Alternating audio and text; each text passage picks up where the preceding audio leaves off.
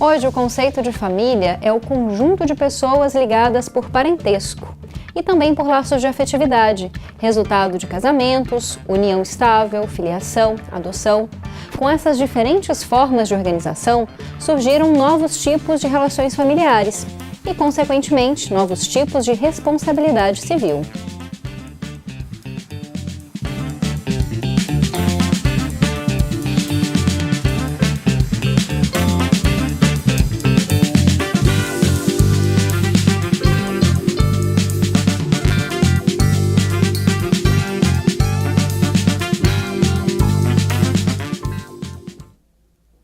Responsabilidade civil em família é o tema do Conexões de hoje.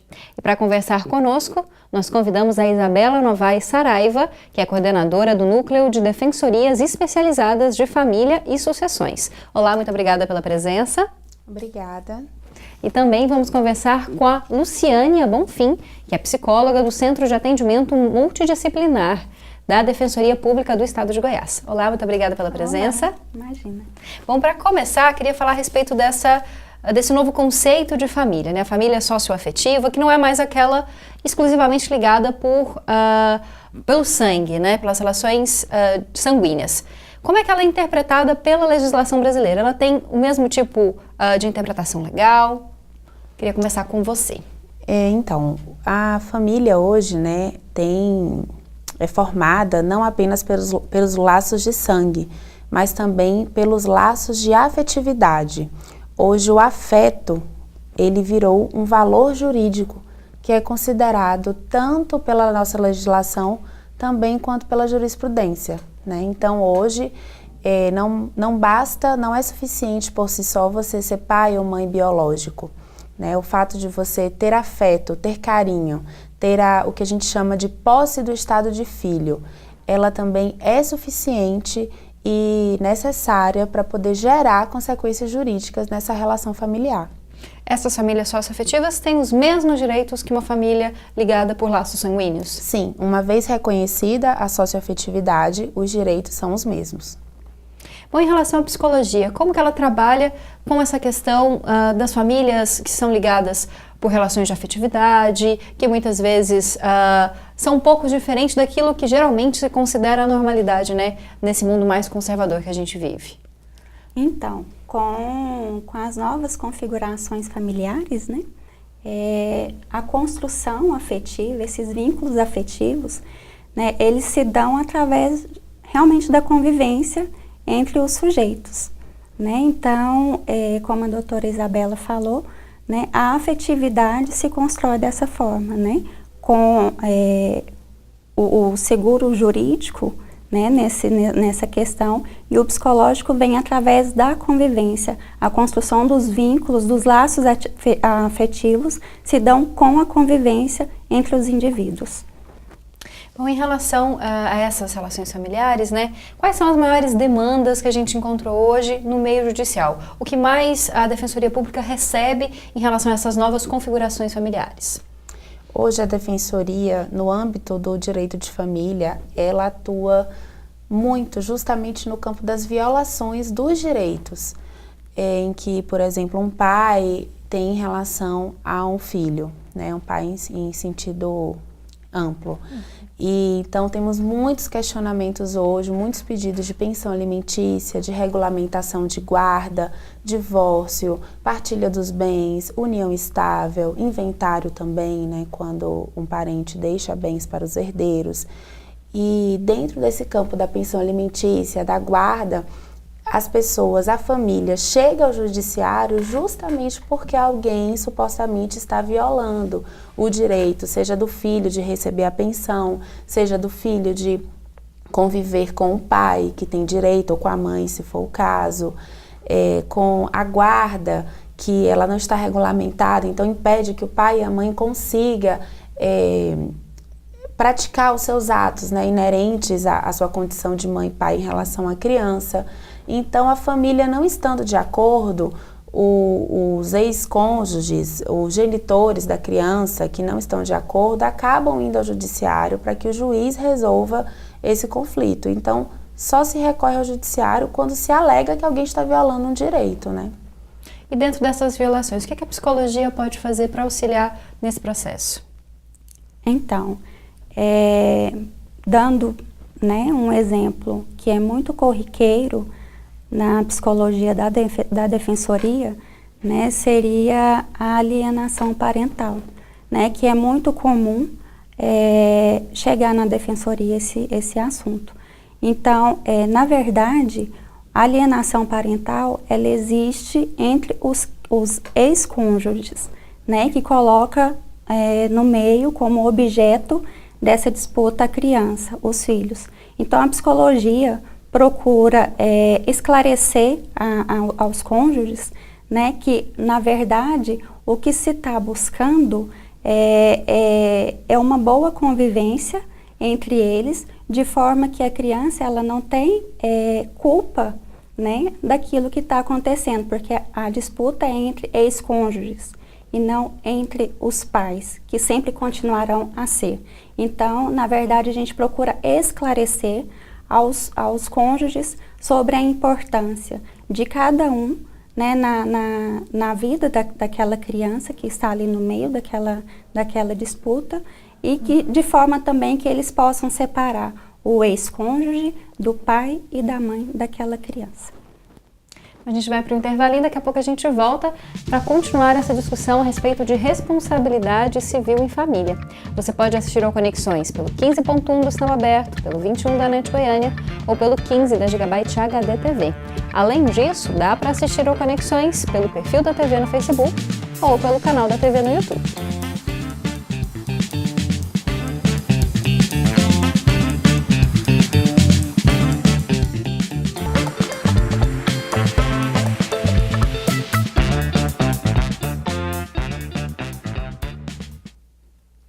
Voltamos e hoje estamos discutindo responsabilidade civil em família. Estão aqui no estúdio a Isabela Saraiva, do Núcleo de Defensorias Especializadas de Família e Sucessões, e também a Luciânia Bonfim, que é psicóloga do Centro de Atendimento Multidisciplinar da Defensoria Pública do Estado de Goiás. Luciânia, queria que você explicasse mais para a gente sobre a alienação parental. Como que ela acontece? Acontece tanto para o pai quanto para a mãe, e que consequências ela tem na vida da criança e do adolescente? Sim, a alienação parental é o ato de ou o pai ou a mãe ou qualquer outra pessoa da família colocar a criança contra o outro. Por exemplo, a mãe colocar a criança contra o pai ou o pai colocar a criança contra a mãe, de forma que dificulte a convivência da criança para com ou a mãe ou o pai. Claro que existem os prejuízos, que é onde a gente chama de síndrome de alienação parental, né, que são esses prejuízos que a criança tem advindo dessa prática do alienador, né? Então, a criança ela pode apresentar, além da dificuldade de convivência, de estabelecimento de vínculo afetivo, ou com o pai ou com a mãe, pode apresentar quadros de ansiedade, de depressão, fobias, né, baixo rendimento escolar também, futuramente também o envolvimento com drogas, com álcool, então todo esse prejuízo, né, por prática dessa alienação.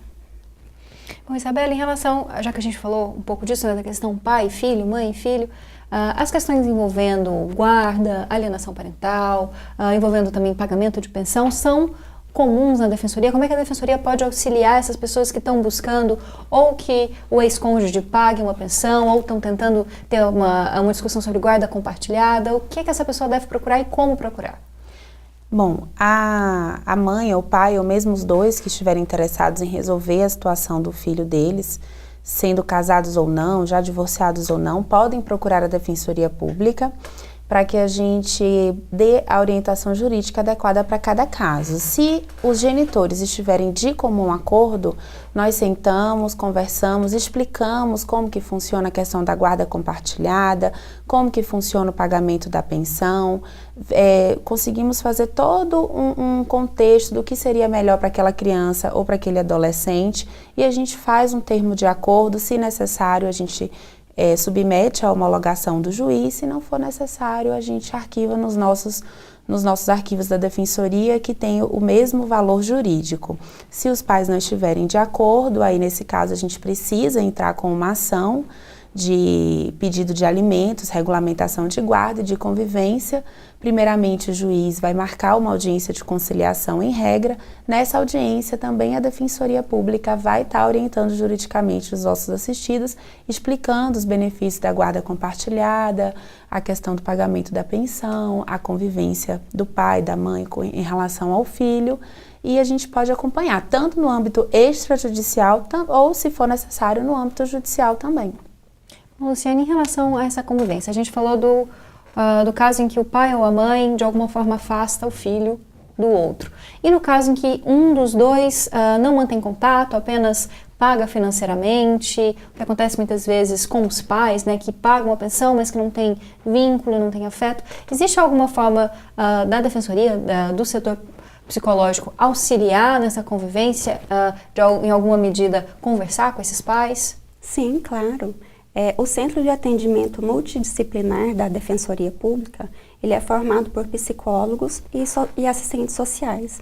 E nós temos, sim, também esse papel de orientar, né, de conversar, de esclarecer a cada um dos pais a importância, né, do acompanhamento, da convivência para com o seu filho, né, de forma que, muitas vezes, isso acontece de forma inconsciente por parte de cada um.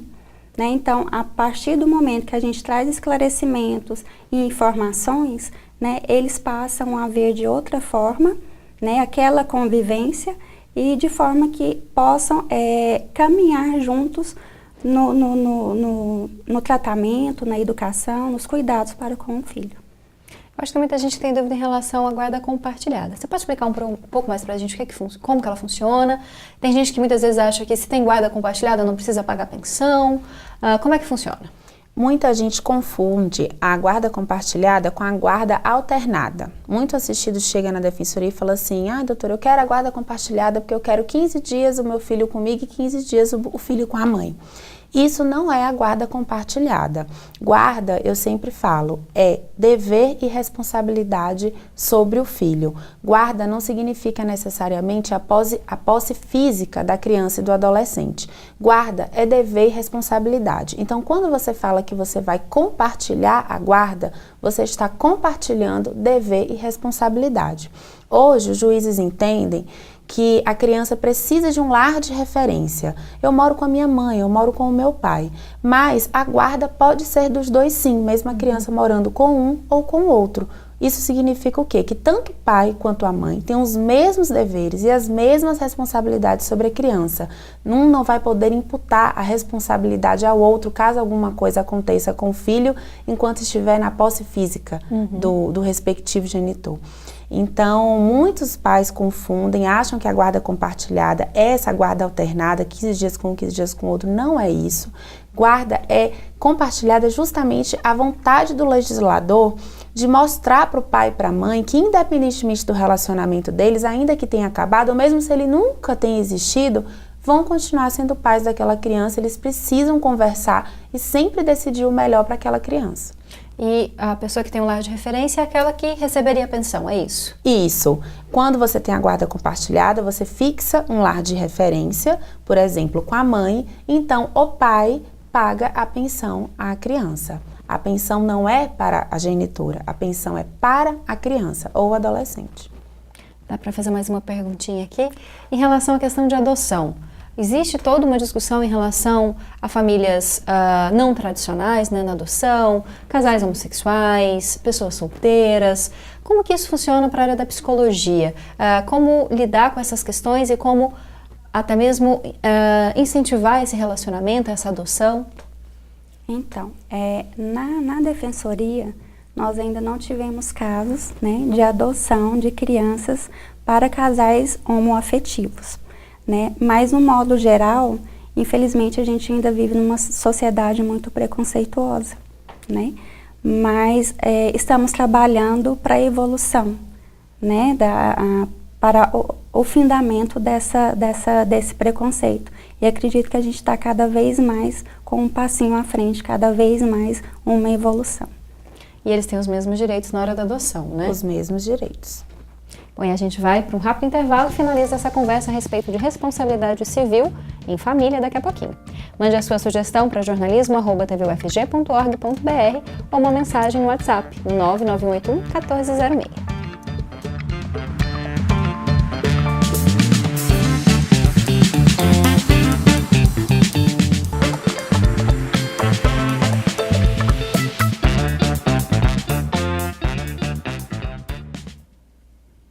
Esse é o último bloco do Conexões, que está falando sobre responsabilidade civil em família. Estão com a gente a Isabela Saraiva, do Núcleo de Defensorias Especializadas de Família e Sucessões, e também a Luciânia Bonfim, psicóloga do Centro de Atendimento Multidisciplinar da Defensoria Pública de Goiás. Bom, Isabela, mudando um pouquinho o foco, a gente falou muito, né, de questões envolvendo os filhos, a gente, até muito pouco tempo, via um ambiente familiar como inviolável, né? Briga de marido e mulher não se mete a colher, um pai que castigava fisicamente um filho era, né, uma forma de educação, não se falava sobre isso nas famílias, nem muitas vezes fora delas. Como é que hoje a Defensoria encara essas questões das violações de direitos dentro das famílias, da violência doméstica, como lidar com isso no atual conjuntura, né, dessas famílias tão diversas? Então, isso é um tema que a gente debate muito, né, na nossa instituição, e especificamente no núcleo da família, o que a gente vê é uma diferença muito grande de comportamento. A legislação anterior, a gente tinha um Código Civil de 2016 que ele era preferencialmente patriarcal, né? Então, assim, os problemas da família se resolvem dentro da família, sempre com muita posição de poder do homem, né? E o Código Civil de 2002, junto com a Constituição Federal, trouxeram para a gente a noção de que homens e mulheres são iguais, inclusive dentro da relação familiar, pai e mãe têm os mesmos direitos e deveres sobre os filhos, e que existe um dever jurídico de cuidado que tem que ser obedecido, que tem que ser cumprido pelo pai e pela mãe. Hoje, todos os membros da família são titulares de direitos e de deveres, né? Então, sendo titulares de direitos, esses direitos podem ser violados. Inclusive, uma criança e um adolescente que tenha o seu direito à sua integridade física violada, existe a possibilidade de reparação civil contra o responsável por essa agressão. Na violência doméstica, o que a gente vê muito, né? A responsabilidade do suposto agressor, que geralmente é um ex-companheiro, um ex-marido. Temos também situações de abandono afetivo, que hoje é o que a gente vê muito nos processos hoje, né? O pai, geralmente é o pai, estatisticamente é o pai, que não cumpre o seu dever jurídico de cuidar, sustentar e educar os filhos, e eles estão sendo processados e condenados a pagar indenização aos seus filhos por conta disso. Então, o foco hoje é pensar que todos os membros da família, não apenas o pai ou a mãe, mas também e principalmente os filhos, são titulares de direitos. E se esses direitos forem violados, a lei autoriza a responsabilização civil dos agressores. E nesse caso, quem pode procurar a defensoria? A vítima da violência, algum parente pode procurar a defensoria? Que tipo de recursos ele pode usar, né, para conseguir mostrar que essa violação está sendo cometida? Ou mesmo vizinhos, alguém da escola? Hoje a defensoria ela atende essas pessoas que querem fazer esse tipo de denúncia? Sim, a gente atende as pessoas que querem vir fazer um tipo de denúncia. Agora, é claro que a nossa estrutura, a nossa atuação, ela é feita de uma forma multidisciplinar, né? Muitas vezes, a gente tendo ciência de crimes, possíveis crimes cometidos, a gente também tem que encaminhar essa pessoa à delegacia responsável por apurar, né, esse inquérito, e se for necessário representar judicialmente aquela vítima ou a mãe ou o suposto agressor, a gente também atua nesse contexto, né? A gente recebe todo tipo de demanda e, a depender do tipo de demanda que a gente recebe, a gente faz o devido acompanhamento e, se for necessário, o encaminhamento, porque muitas vezes não é só o jurídico que resolve, não é apenas um processo na justiça que resolve o problema daquela pessoa, né? Então, a gente conta com toda essa rede multidisciplinar ao nosso redor para a gente poder prestar o melhor atendimento àquela vítima de violência, seja a criança, adolescente, seja a mulher, por exemplo. E nesse atendimento multidisciplinar, a psicologia também é importante, né, Luciane? Sim, claro. É um trabalho conjunto, como disse a doutora Gabriela, né? Desculpa, Isabela. É um trabalho em conjunto, multidisciplinar. E que a psicologia tem um grande papel, né, a ser trilhado. E esse papel, ele vai ser importante, às vezes, para que a pessoa fale sobre essa violência, para que ela supere essa violência? Como é que é esse atendimento? Sim, tanto para que ela fale e ao falar também que ela possa elaborar, que ela possa, né, encontrar mecanismos de enfrentar essa dificuldade, esse trauma que foi deixado, né, talvez pela violência submetida, pelo abandono afetivo também. Então, a psicologia trabalha a partir dessa premissa. Tá certo. Bom, vou finalizar a nossa discussão por aqui. Muito obrigada, Isabela, pela presença. Obrigada a você pela oportunidade de dar esse espaço para a gente poder tratar um pouco da atuação da Defensoria. Muito obrigada também, Luciana, pela sua presença. Nós que agradecemos a oportunidade. Bom, Conexões de hoje está chegando ao fim, mas você pode continuar acompanhando a programação da TV UFG. Você faz isso por vários canais, pelo nosso site, tvufg.org.br, ou então pelos canais convencionais. Além disso, no site tem muita informação sobre a nossa programação de forma geral. E também tem informação nas nossas redes sociais. A gente tem Twitter, Instagram, Facebook e YouTube. Eu te espero no próximo programa. Até lá!